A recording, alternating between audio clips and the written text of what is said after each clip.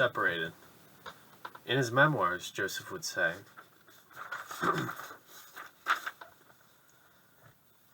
I have never forgotten the moment of our separation.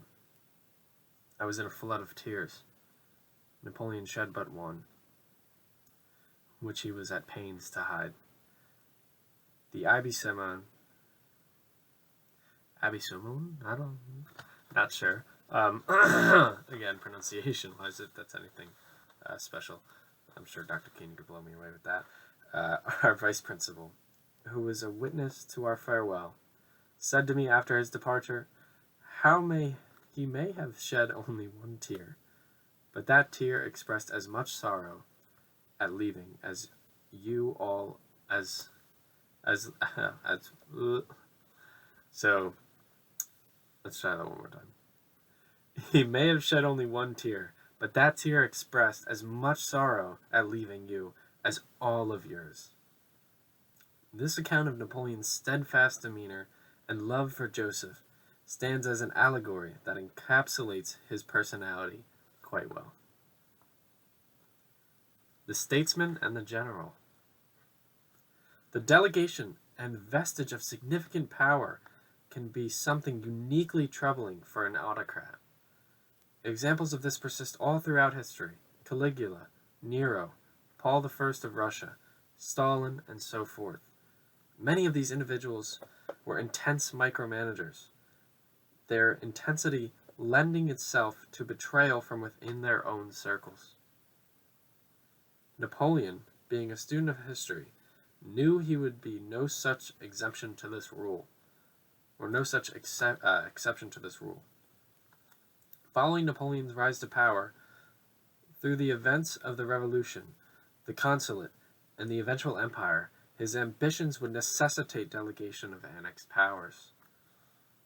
The annexed powers, consisting of territories like Westphalia, Württemberg, Naples, Holland, and Spain, for instance, would be purposeful satellite kingdoms for Napoleon's ambitions. Such satellite kingdoms would be delegated to influential members of family and state that Napoleon trusted to govern with prerequisite direct collaboration or outright subordination. His trust would only go so far, though, as both French marshals, Bernadotte and Murat, would become monarchs of Naples and Sweden, respectively, would eventually be nominal enemies of Napoleon during the wars at some point. So again, Napoleon is annexing territories, and though these are French individuals, Murat and Bernadotte, they would face Napoleon at separate instances. Bernadotte would become the King of Sweden, and funny enough, he persists there long after Napoleon, and I believe it was semi-recently. I think that his lineage is still active.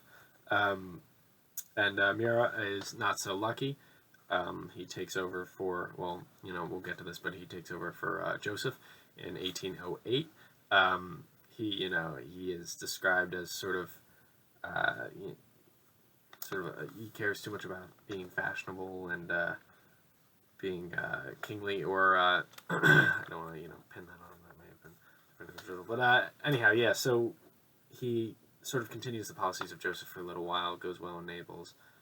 He attempts to switch sides at one point.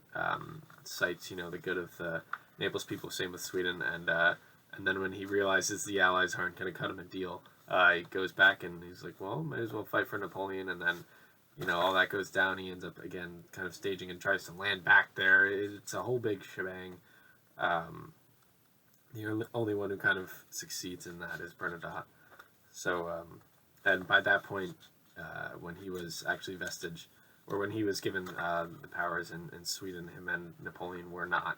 They were just short of being openly hostile to one another. They were, amicable, really, at best, I've read. And, of course, he's released from all of his duties to France. So, quite technically, he is, he was acting in the good of the Swedish people. And, Napoleon had actually, unprovoked, he had really messed with his sovereignty and messed with his territory at times. So, if anything, Napoleon kind of had it coming, and he knew that. He had also discussed the possibility of an open confrontation. He tried to elect Bernadotte with the prerequisite that he would never fight against France, but Bernadotte actually refused that, and said that he would have to act in the best, in the best interest of his people, and he did so. So that's a little caveat for thought, little footnote there. So let's see where we were. Yep. Okay. So the one man Napoleon was able to count on, though, was of course Joseph. Whilst on his German campaigns of 1805, Joseph was entrusted to lead the French government while Napoleon was away. In the following year, 1806, Joseph would be called to expel the existing regime in Naples, a kingdom located in what is today considered southern Italy. Naples was a key territory for several reasons. Naples was home to a Bourbon dynasty, which had Bourbon. Again, pronunciation is not my strong suit. So the dynasty that resented the French Republican ideals. Right, they're these kind of aristocratic and old type of society. Think of actually the people that of course French outed during the Revolution. So they are not too fond of Napoleon. So Naples therefore also represented a key military target with European land access and Mediterranean port access. Finally, of course, Naples was extremely close in proximity to the all-important Vatican territory. Navigating the religious and local intricacies was an intense job, and Napoleon was apt to consent and concede its demands to Joseph. Right, Napoleon is fully aware that this is a situation that he, as a statesman, is much more in Joseph's wheelhouse. He would not be able to kind of really swing that. The Pope is not a huge